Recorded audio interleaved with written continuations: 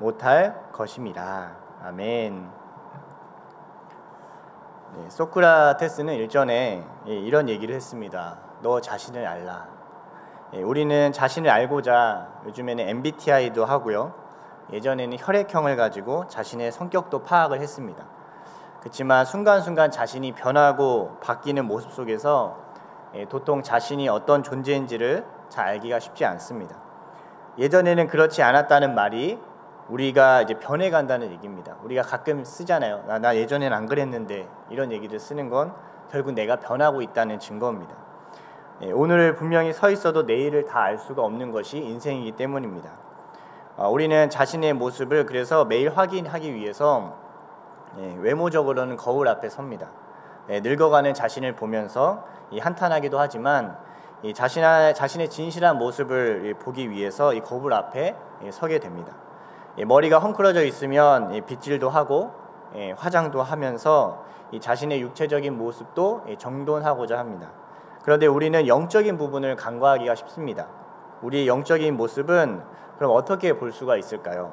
이 모습을 보게 되면서 하나님은 우리가 자신을 알아가게 될 뿐만 아니라 주님을 닮기를 원하고 계십니다. 여러분들의 영적인 모습이 점점 하나님을 닮아가는 귀한 모습이 되기를 축복합니다.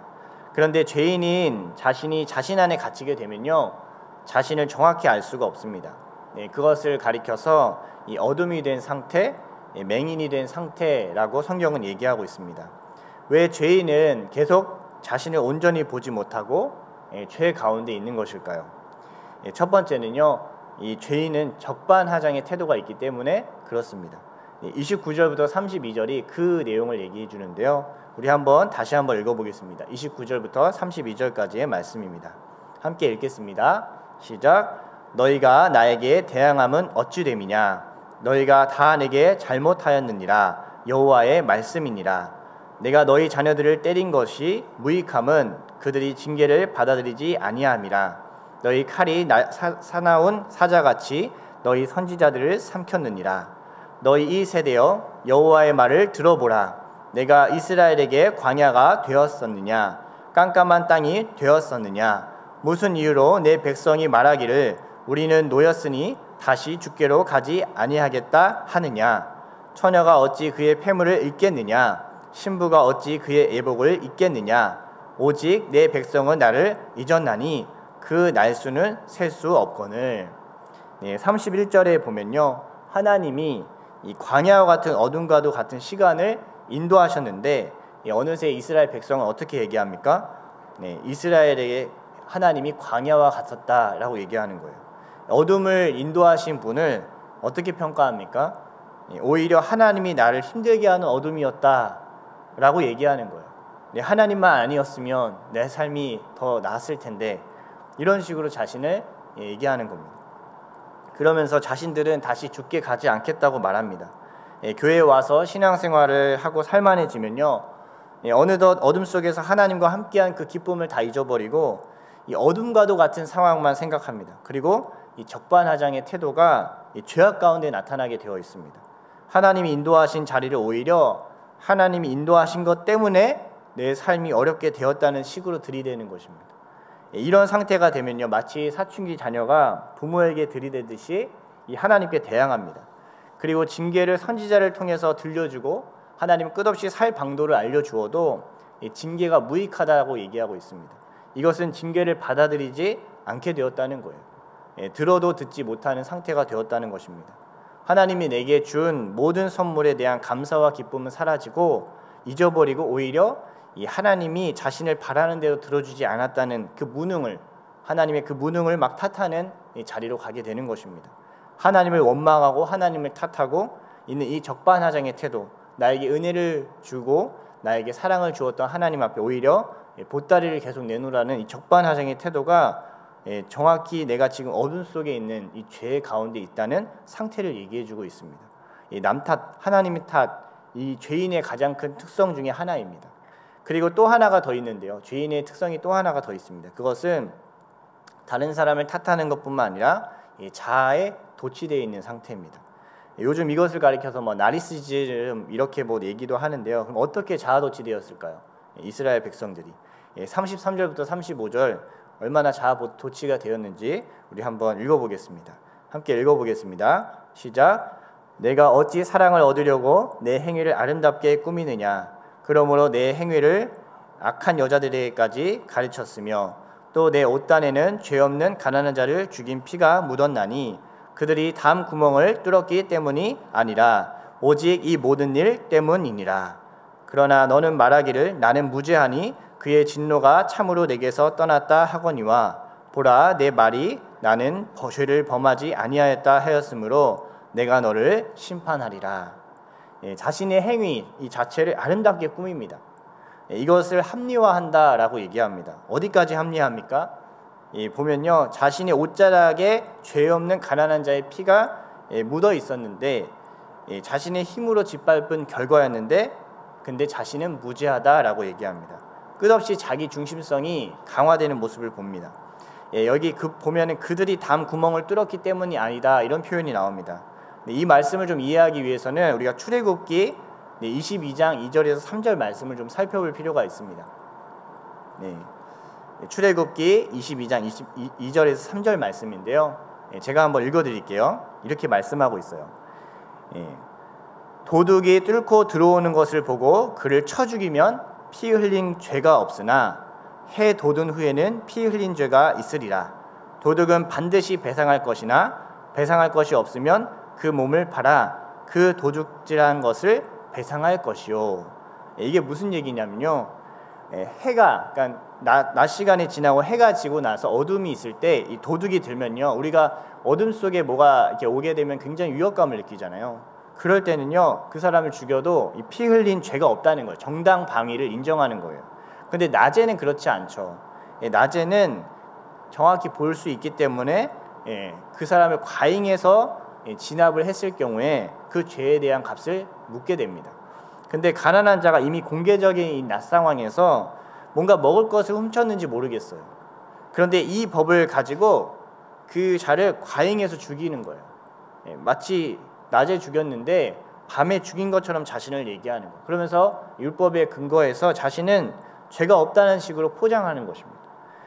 마치 라멕이라는 자가 소년이 자신에게 작은 상처 하나를 준 것 때문에 그를 죽인 것을 정당화하고 자신에게 표를 부과하면서 가인을 해치면 7배의 벌을 받지만 자신을 해치면 77배의 벌을 받는다고 자기 도취에 빠져있는 것과 동일한 태도입니다.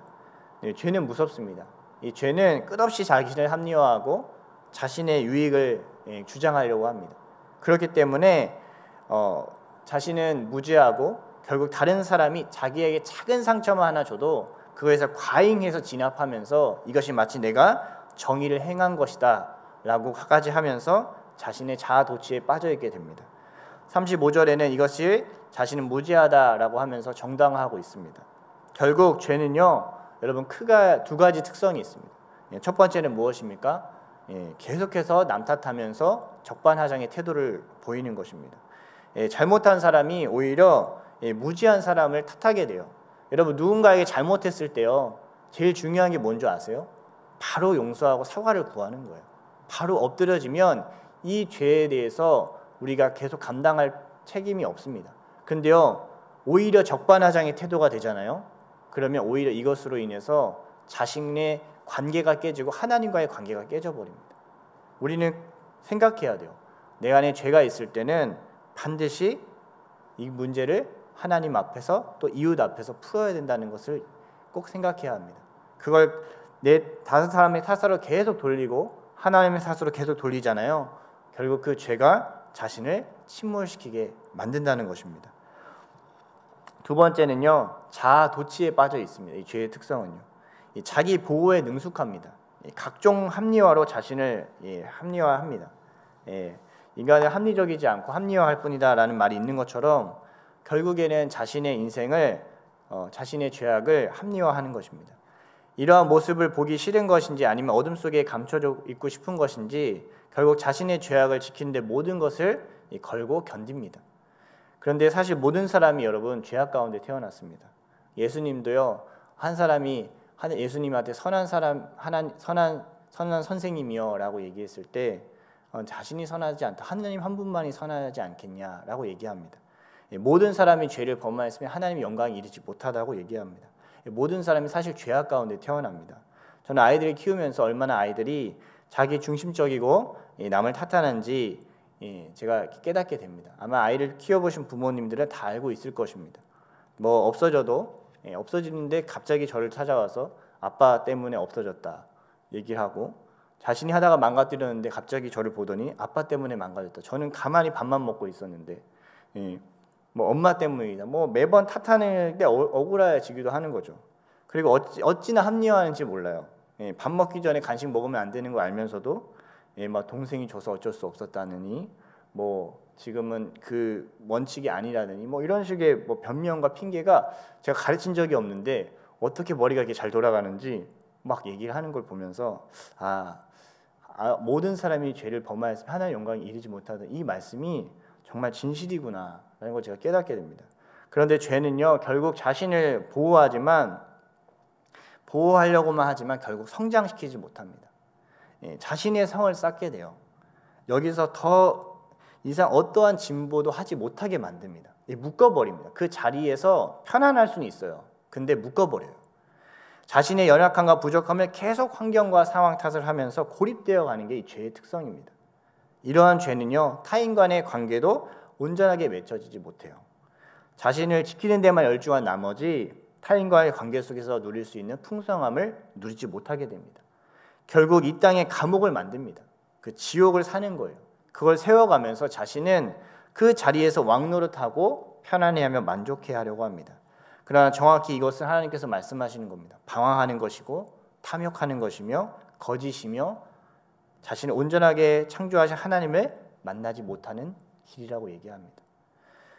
아이들이 훈육이 필요한 시점에 훈육이 없으면요, 애들이 오히려 혼돈스러워합니다.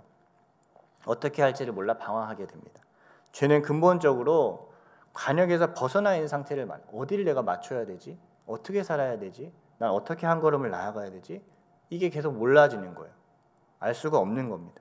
자신의 눈에 속이게 되고 방황하게 되고 관역에서 벗어나 있게 되는 것이 이 죄의 근본적인 의미입니다. 정확히 해야 하는 온전한 지점을 여러분 그래서 말해야 합니다. 어떻게 잘못되었는지를 분명히 이야기해줘야 합니다. 그것이 없기에 자신의 계속 소견에 옳은 대로 행동하게 되어 있습니다. 아이를 키우고 양육하는 데 있어서 그 아이에게 옳은 행동을 지정해서 얘기해줘야 돼요.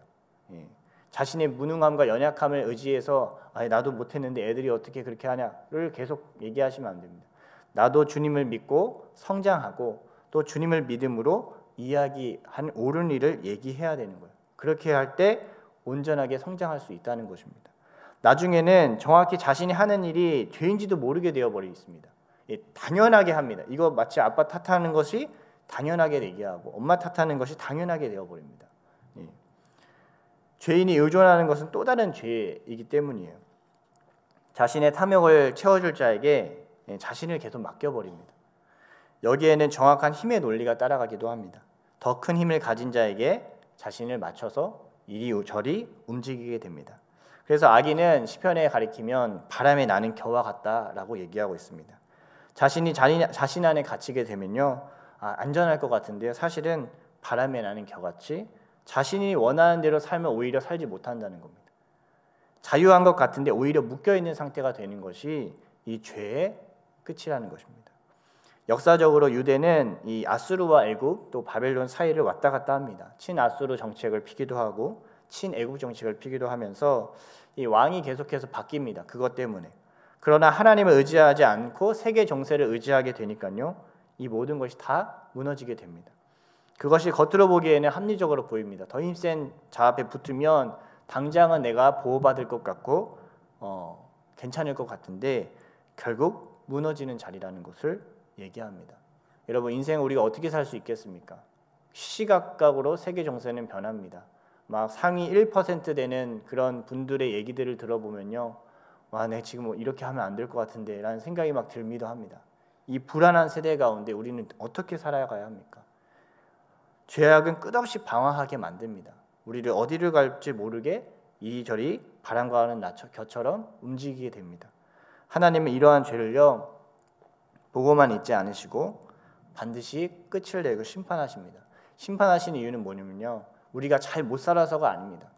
너는 주 여호와 하나님을 바라라. 영원한 생명이신 그 주님을 붙들어라. 그렇지 않으면 이 모든 것이 다 사라지고 허망하고 없어질 자리라는 것을 보게 하신다는 겁니다. 예. 돈을 붙들었던 자는 돈 때문에 망하고요, 성을 붙들었던 자는 성 때문에 망하고요, 자신의 힘을 붙들었던 자는 힘 때문에 망하게 됩니다. 그래서 36절, 37절에 이 심판의 끝에 대한 내용을 같이 얘기하시는데요. 우리 한번 36절부터 37절 말씀을 한번 보겠습니다. 함께 읽겠습니다. 시작. 내가 어찌하여 내 길을 바꾸어 부지런히 돌아다니느냐. 내가 아수르로 말미암아 수치를 당함같이 또한 애굽으로 말미암아 수치를 당할 것이라. 내가 두 손으로 내 머리를 싸고 거기서도 나가리니 이는 내가 의지하는 자들을 나 여호와가 버렸으므로 내가 그들로 말미암아 형통하지 못할 것임이라. 부지런하게 움직이지만 결국 형통하지 못하고 심판 가운데 서게 된다는 것을 얘기합니다. 형통은요, 궁극적으로 하나님과의 관계가 붙어있는 상태입니다. 여러분, 할렐루야. 네, 이 상태가 되면요 성장하는 거예요. 열매를 어떻게 맺죠? 가지가요, 나무에 붙어있으면 열매를 맺는 거예요. 근데 떨어져 있으면요, 아무리 자기가 열심히 돌아다녀도 열매를 맺지 못하고 소멸하고 진멸하게 됩니다. 자신의 죄를 고백하지 않고 돌이키지도 않고 끝까지 뭉개잖아요. 결국 그 자리에서 그냥 멈춥니다. 마치 나뭇가지가 나무에서 잘라져 버린 상태가 돼버리는 거예요. 이 맛을 잃은 소금과도 같습니다. 예수님은 정확히 그 상태를 가리켜서 밖에 버려지게 되고 다른 사람들에게 짓밟게 된다라고 얘기하고 있습니다. 여호와 하나님도 정확히 말씀하시는 겁니다. 너가 나를 버렸으므로 너는 형통하지 못할 것이다 라고 얘기합니다. 여러분, 모든 것을 잃어도요 하나님을 얻으면 형통한 자인 줄 믿습니다. 아멘. 네. 요셉이 팔려가고 감옥에 갇히고 어려워져도요 그는 하나님과의 관계가 연결되어 있었어요. 이것이 가장 큰 형통입니다. 직장에서 승진하고 세상적으로 잘 되어 보여도요 하나님과 붙어있지 않으면 결코 형통하지 못할 것입니다. 우리가 만사형통 얘기하잖아요. 모든 일이 다 형통할 것이다. 이 모든 일에 하나님과 함께하면 기쁨과 감사와 형통이 반드시 나타나게 됩니다. 그러나 나의 태도가 적반하장이나 자아도취되어 있다 상태가 되어 있으면요 반드시 여러분 하나님이 심판이 기다리고 있습니다. 그러니 가장 중요한 여러분 사역이 무엇입니까? 하나님과 함께하는 데 힘쓰는 사역이에요. 여러분 줄장을 하시고 또 많은 청년의 임원을 하시고 또 많은 사역들을 하도록 내가 하나님과 붙어있는데 놓쳐버린다면 그 모든 것이 사실 허망해지고 사라지게 된다는 것입니다. 사람과의 관계가 무너지고 하나님과의 관계가 상관없는 이 사역의 성취는요 오히려 독이 됩니다. 뭔가 사람들이 날 인정하고 나를 따르기도 하고 나에게 돈을 내기도 하고 나를 격려하기도 하고 응원할 수도 있습니다. 그러나요 하나님과 내가 관계가 없는 사역이 되고 하나님과 관계없는 삶이 된다면요 결코 오히려 그것이 독처럼 다가오게 된다는 것을 얘기합니다. 멸망을 향해 가는 이스라엘 백성에게 끝까지 외쳤던 이 하나님의 부르짖음입니다. 하나님은 한 영혼도 멸망당하기를 원치 않으십니다. 끝없이 돌아오라고, 끝없이 돌아오라고, 조금만 돌이키면 너는 천국을 누릴 수 있다고 얘기합니다. 우리도 듣고 돌이키고 응답해서 여러분 하나님과의 이 화해됨을 예수 그리스도로 말미암아 화해됨이 우리 가운데 나타나길 축복합니다. 끝까지 가지 마십시오. 제발 끝까지 가지 마시고 다시 돌이켜서 예수를 바라보고 예수를 믿음으로 하나님 나 성장하고 싶어요. 나 영생을 누리고 싶어요. 여기서 멈춰서 내 삶이 똑같은 인생으로 맞춰지는 삶이 아니라 주님 나를 거듭나게 하신 것처럼 주여 내가 주님을 닮은 모습으로 더욱 성장하길 원합니다. 주여 내 얼굴과 내 믿음과 내 삶과 내 인격과 내 존재 속에서 주여 다른 사람이 나를 만났을 때 하나님을 만날 수 있게 되길 소망합니다. 주여 우리의 삶이 그렇게 가게 해주십시오. 이 죽을 것 같은 이 죄악과 씨름에서 이 죄악 안에 갇혀 있지 않게 하여 주시고 주님 이 죄악에서 벗어나 담대하게 주의 십자가의 길을 걸어가게 해주세요. 참된 자유를 누리게 해주세요. 그 십자가의 나를 오히려 묻게 해주세요. 내가 정말 사랑할 수 있는 자에게 헌신하고 내게 붙여주신 영혼을 위해서 내가 헌신하고 내가 정말 사랑할 자를 위해서 사랑할 수 있는 주님, 그 자녀에게만 주는 주의 권세를 주님 내가 누리게 하여 주세요. 더 이상 죄에 씨름하면서 죄에 빠져서 여기서 멈추지 않게 도와주세요.